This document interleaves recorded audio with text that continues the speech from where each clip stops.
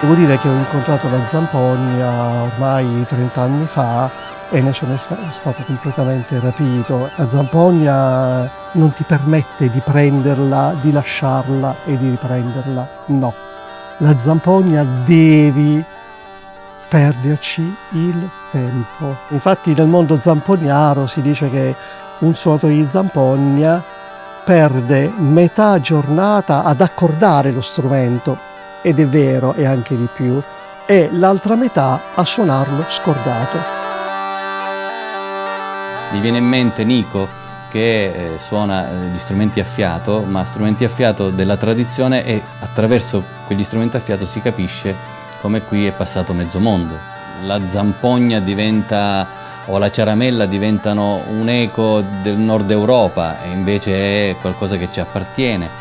E allora ci si accorge che questo luogo probabilmente ha avuto possibilità di incrociare diverse culture e ne ha fatto un uso alla fine buono.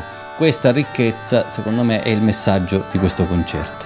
La zampogna è uno strumento che tutto il mondo ci invidia, perché è l'unico areofono a sacco che è polifonico, che significa che praticamente ha questa particolarissima caratteristica che ha i due chanter, cioè le due canne dalle quali esce fuori il suono, sono separate, a differenza di tutte quante le altre cornamuse a livello mondiale che hanno invece un unico chanter con dei bordoni.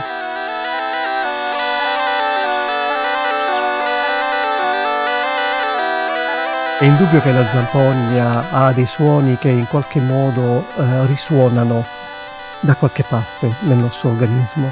C'è un suono che è assolutamente immediato e questa immediatezza la ritrovi con questa risonanza che ti permette in alcuni casi di ascoltare un suonatore per un tempo indefinito.